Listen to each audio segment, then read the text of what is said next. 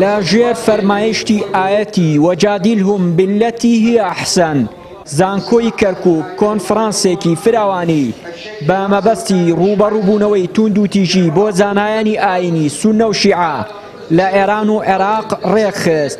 تیایدا هۆکارەکانی توند و تیژی و چارەسەرەکانی خرانە ڕوو. بەڵام ئەمڕۆ زانکۆی کەرکووک بە هەمانگی لەگەڵ چەند لایەنێکی پەیوەندیدار لە حکوومەتی مەرکەزیەوە وەزارەتی خۆگرتنی باڵای بەغداوە لەگەڵ هەندێک دام و دەستگای زانستی کە لە کۆماری ئیسلامی ئێرانەوە تەشریفیان هێناوە بە زانکۆی کەرکووک. بەستی ئەم کۆنفرانسێکی زانستیە. کۆنگرەکە بۆ ماوەی یەک ڕۆژە 23 تۆژینەوەی زانستی ئەنجامەدرێت لە هەرێمی کوردستانەوە. بەشداربووان ئامادەبوونە مامۆستای زانکۆ مامۆستای ئاینی لە زانکۆکانی دەرەوەی کەرکووک لە بەغدا لە جنوب عێراق. لە کۆنفرانسەکەدا چەندین توێژینەوە خرانە ڕوو کە تیایدا باسی ئەو هۆکارانە کرا کە دەبێتە هۆی دروستبوونی گروپی چەکداری جیاواز و دواتر ئیسلام و موسڵمانانی پێ ناشرین دەکرێت.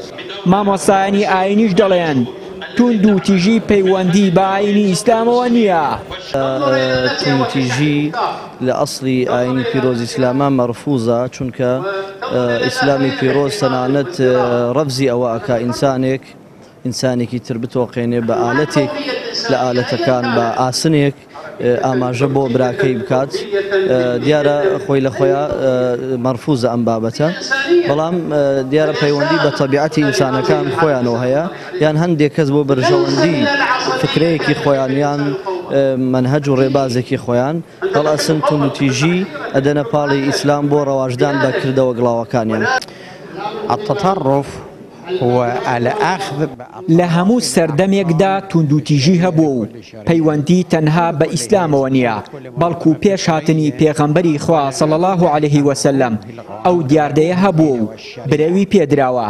ئاینی ئیسلام ئاینی خۆشەویستی و ئاشتی و برایەتیە، چونکە خوای پەروەردگار دەفەرموێت ئیمانداران برای یەکترن.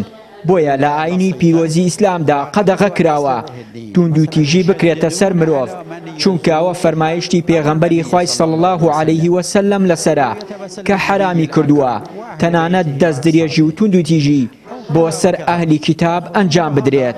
ومەسەلەی ئەشێ وەحدەتەکە وەحدەتێکی عەمەڵی بێت، یعنی هەموو مسلمانان دەرکی ئەمە کەن کە دوشمن بناسن ئایا هەدەفی چییە لەگەڵ مسلمانانە، چونکی دینی ئیسلام دینی ئیرهاب نییە و ئیرهاب کەلیمەیەکە کە حتا لە ناوەکەی خەڵکی ئینسان ئەبێ فیرارکە، چون واژەیەکی زۆر ناشرینە. ئەگەر ئینسان دڵی باتێک کوشتن و بڕین و سووتان و خنکان و هەموو ئەمانە هەم لە دیدگای قورئان و هەم لە دیدگای ویژدانی بەشەرێت و ئینسانیەتەوە مەحکومە.